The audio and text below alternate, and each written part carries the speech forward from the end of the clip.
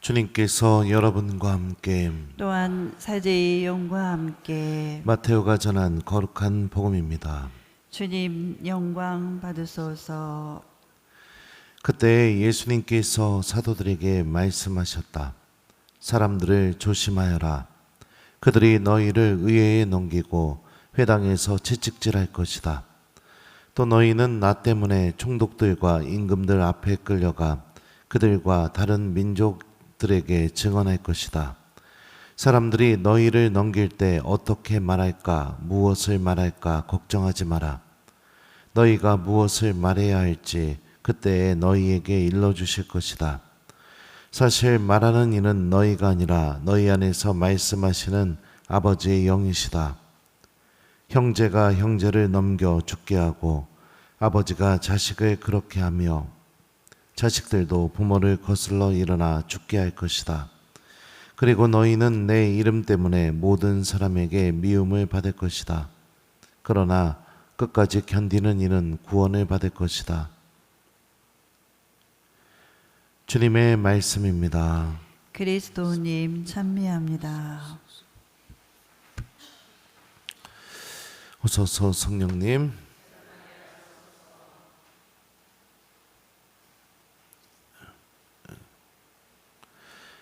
사실 말하는 이는 너희가 아니라 너희 안에서 말씀하시는 아버지의 영이시다. 안녕하세요.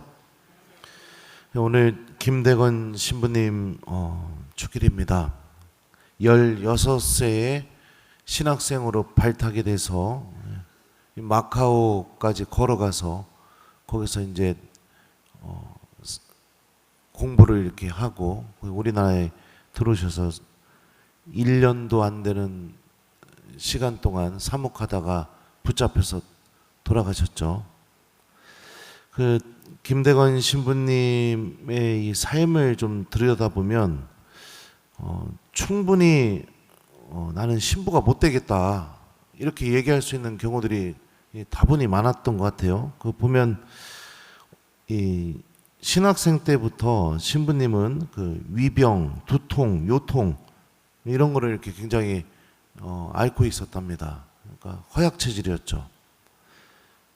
그러니까 몸이 안 좋아서 아파서 나는 신부님 못 되겠습니다 이렇게 얘기할 수도 있었을 텐데 또 보면 평가를 받는데 이 리브와 신부님이 다른 교수 신부님한테 이 김대건 신부님에 대해서 또 당시에 그 신학생으로 또 같이 왔던 최영업 신부님에 대해서 이렇게 평가하는 내용입니다. 한번 들어보세요. 이렇게 평가를 합니다. 어디 갔어? 네. 네. 최양업에게서는 많은 재능 무엇보다도 좋은 판단을 발견하였음을 말씀드립니다. 김대건 신부님에 대해서 이렇게 평가해요. 그는 판단이 늘 좋은 것이 아닙니다. 그러니까 맨날 판단력이 없다는 거죠. 좋은 평가도 못 받았으니까 난 신부 그만 돼야겠다 이런 생각 할 수도 있었을 것 같아요. 또 신학생으로 마카오에서 공부하는 중에 이 조선에서 박해가 일어나가지고 이 아버지 김대건 신부님의 아버지가 순교하게 되죠. 그러니까 아버지의 순교 소식을 들었을 때도 어떤 마음이 들었을까요? 홀로 남겨질 어머니에 대한 생각. 난 그냥 그만두고 본국으로 돌아가야겠다. 어머니 홀로 남겨져 있는데 어떻게 하나. 그런 마음이 또 들 수 있었을 겁니다.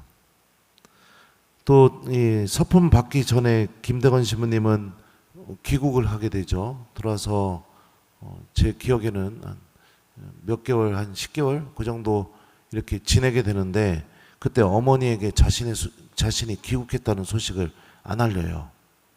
그리고 나서 다시 배를 타고 죽을 고비를 해서 상해로 이렇게 갔다가 거기서 이제 다시 이제 귀국할 준비를 해서 그래서 서품을 받고 이렇게 제주도를 통해서 이렇게 들어오시게 되는데 그때도 많은 유혹이 있었을 겁니다. 그 조선에 들어왔는데 굉장히 오랜 시간 동안에 엄마도 보고 싶었을 것이고, 그리고 무엇보다 내가 이 길을 계속 걸어가야 되는 건가 이렇게 생각이 들 수 있었을 것 같아요. 근데 이 김대건 신부님의 이 편지들, 그 다음에 또 당시에 우리 한국 천주교 회사에서 어떤 일이 벌어졌는지를 좀 찾아서 읽어보게 되면, 이 신부님은 그럴 때마다 어떤 선택을 했냐면, 하나님을 선택했습니다. 참, 야, 어떻게 이럴 수 있을까 할 수 있을지도 모르겠지만, 하나님을 버리는 것을 선택하는 게 아니라 그럼에도 불구하고 하나님을 선택했어요. 이유와 핑계를 대면서 나는 이렇게 할 수 없노라고 얘기하는 걸 선택하는 것이 아니라 그 이유와 핑계들을 온전히 버리고 하나님을 선택했어요. 어쩔 수 없었고 이런 상황이었노라고 설명하기보다 그 설명하는 것을 포기하고 하나님을 선택하셨습니다. 사제로 살아온 시간이 그렇게 많지가 않습니다. 그 김대건 신부님은요. 1년도 사목도 못하고 붙잡혀서 세남터에서 순교를 당하실 때도 이 옥중서한을 읽어보면 이렇게 편지를 쓰고 있습니다. 주교님과 신부님이 잡힐까봐 두렵습니다. 그렇게 되면 큰 박해가 될 것입니다. 저는 편지들 때문에 많은 문초를 받았습니다. 함께 갇혀있는 교우들에게 저는 고해성사로 힘을 북돋아 주고 있고 또 두 예비 교우에게 세례를 주었습니다. 저는 그리스도의 힘을 믿습니다. 그분의 이름 때문에 묶였기 때문입니다. 하나님께서 형벌을 끝까지 이겨낼 힘을 저에게 주실 것을 기대합니다. 하나님, 우리를 불쌍히 여기소서, 우리를 불쌍히 여기소서, 우리의 환난을 굽어보소서. 이렇게 편지를 쓰셨어요. 유혹이 없었을까요? 그리고 이 삶을 살아오면서 예를 들어서 몸이 많이 아파갖고 아팠던 신학생 시절에 아버지가 순교해서 어머니 홀로 남겨졌던 그 순간에, 그 소식을 들었던 순간에 또 귀국해가지고 엄마 보고 싶으니까 아우 저는 이제 서품은 좀 제가 아닌 것 같습니다. 저는 어머니 모시고 살겠습니다. 이렇게 얘기할 수 있을 수 있었던 그런 순간에 또 감옥에 갇혀가지고 그냥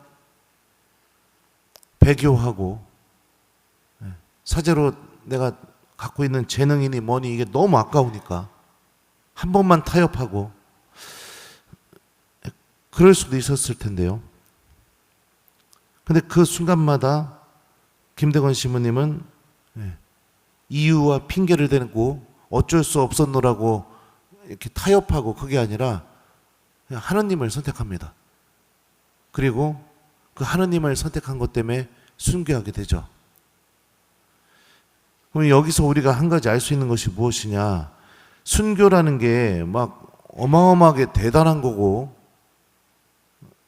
무슨 막 성덕이 뛰어나야 되고 물론 그런 마음에서 순교할 수 있겠죠. 근데 신부님의 삶을 쫓아가다 보면은 일상의 삶 안에서 결정적인 순간마다 하느님을 선택했던 본인의 신앙의 습관, 바쁘니까, 아프니까,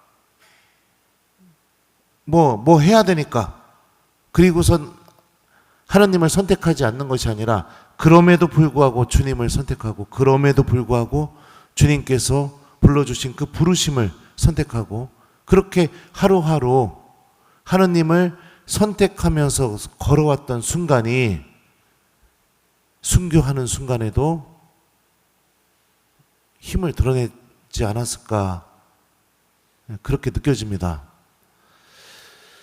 순교를 앞두고 김대건 신부님은 또 이렇게 말합니다. 나는 이제 마지막 시간을 맞이하였지만 여러분들은 내 말을 똑똑히 들으십시오. 내가 국경을 넘어 양인들과 교섭한 것은 천주교를 위해서였고 천주를 위해서였으며 나는 그분을 위해 죽는 것입니다. 이제 영원한 생명이 시작되려고 합니다. 여러분이 죽은 뒤에 행복해지기를 원한다면 천주를 믿으십시오. 사형당하는 순간 안에 이 김대건 신부님 마음속에 가득 차 있었던 것은 영원한 생명에 대한 희망, 그리고 하나님에 대한 믿음, 이게 가득 차 있었다는 것을 우리가 볼 수 있습니다. 오늘 복음을 보면 예수님께서 이렇게 말씀하셔요. 사람들이 너희를 넘길 때 어떻게 말할까, 무엇을 말할까 걱정하지 마라. 너희가 무엇을 해야 할지 그때에 너희에게 일러주실 것이다. 사실 말하는 이는 너희가 아니라 너희 안에서 말씀하시는 아버지의 영이시다. 그러니까 우리가 예수님에 대한 믿음 때문에 박해를 당하거나 어려움을 겪게 되거나 이런 일을 겪게 되게 되면 어떤 은총이 우리에게 주어지게 되느냐? 아버지의 영께서 내 안에서 현존하시며 나의 말과 행동을 주관하시는 그런 일이, 그런 은총이 주어진다는 것을 복음에서 우리에게 이야기하고 있습니다. 그리고 복음 마지막에 보면 주님께서 이렇게 말씀하셔요. 그리고 너희는 내 이름 때문에 모든 사람에게 미움을 받을 것이다. 그러나 끝까지 견디는 이는 구원을 받을 것이다. 그 신앙 때문에 겪게 되는 어려움, 박해, 이런 순간에 내가 끝까지 견디는 것을 선택하게 된다면 아버지의 영께서 내 안에서 힘을 드러내시게 되고, 그리고 우리는 하느님께서 마련하신 구원을 얻게 된다는 게 오늘 복음의 논리입니다. 다시 말하면 우리들도 신앙생활을 하게 되면서 충분히 이유를 대고 핑계를 대면서 하느님을 외면할 수 있는 순간들이 찾아올 때가 있습니다. 그리고 누구나 합리적으로 생각해 보게 되면 그럴 수밖에 없는 상황이라고, 이렇게 모든 사람들이 그렇게 얘기할 수 있는 그런 순간들, 그럴 상황밖에 되지 않으니 하나님을 선택하지 않은 것이 어쩔 수 없었다. 누구라도 이렇게 했을 것이다. 그렇게 얘기할 수 있는 순간들이 다가오게 되죠. 근데 그 순간들마다 내가 하나님을 외면하는 데 익숙한 사람이 되어 있다면 아버지의 영께서 내 안에서 힘을 드러내시거나 아니면 하나님의 구원에 대한 희망이 내 믿음 안에 생길 수 있는 가능성은 높지가 않다는 겁니다. 이유만 있으면 여러분들 내가 다음에 고해성사 보지 뭐 이러면서 하느님이 아닌 다른 것을 선택하는 이 마음에 익숙해지지 않길 바랍니다. 원래 사람은요, 자기에게 제일 중요하다고 생각하는 것을 선택하게 되어 있습니다. 그거는 핑계가 아니라 내 스스로 이야기하는 겁니다. 하느님은 나에게 중요하지 않다고요. 하느님과 함께하는 시간은 나에게 그렇게 의미가 있지 않다고요. 사람은 원래 그렇습니다. 오늘 이 독서를 보게 되면 이 독서도 같은 메시지를 우리에게 전해줘요. 그뿐만 아니라 우리는 환난도 자랑으로 여깁니다. 우리가 알고 있듯이 환난은 인내를 자아내고 인내는 수양을, 수양은 희망을 자아냅니다.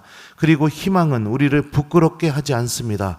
우리가 받은 성령을 통하여 하느님의 사랑이 우리 마음에 부어졌기 때문입니다. 신앙생활을 하면서 겪게 되는 이 환난을 통해서 하느님께서는 우리 안에 어떤 열매를 맺으실까요? 인내라는 열매를 맺어내시고, 인내를 통해서 수양이라는 열매를 맺어내시고, 수양을 통해서 궁극적으로 우리 안에 맺어내시는 것이 무엇이냐? 희망을 맺어내신다고 바오로가 말하죠.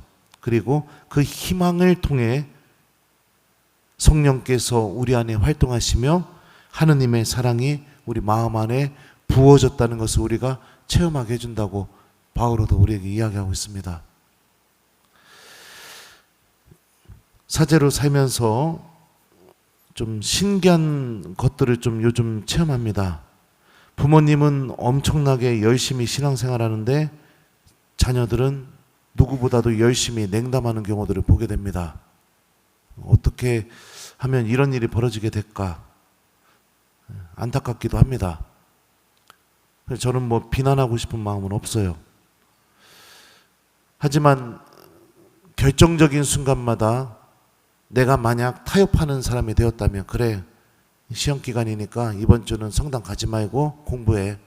그래, 아프니까 뭐 그냥 성당 가지 마. 그래, 무슨 일이 있으니까 성당 가지 마.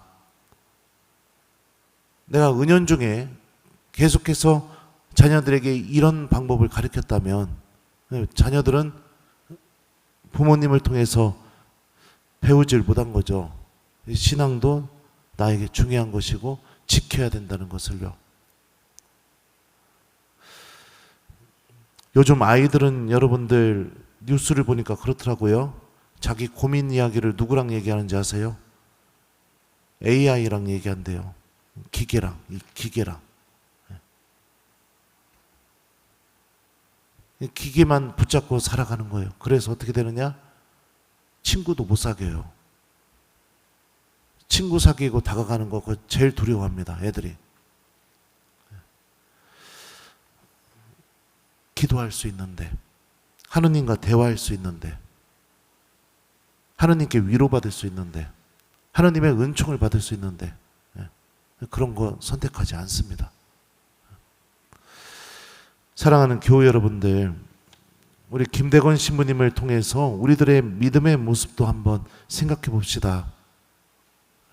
누구나 그래, 어머니 홀로 남겨졌으니 사제가 되는 것보다 돌아가서 어머니 모시고 사는 게 당연하지, 이렇게 얘기할 수 있는 상황 속에서도 그래, 그렇게 몸이 안 좋으니 그냥 본국으로 돌아가서 부모님하고 함께 사는 게 당연하지, 이렇게 얘기할 수 있는 순간에도 신부님은 그 모든 것을 주님께 봉헌하고 하나님을 선택했습니다.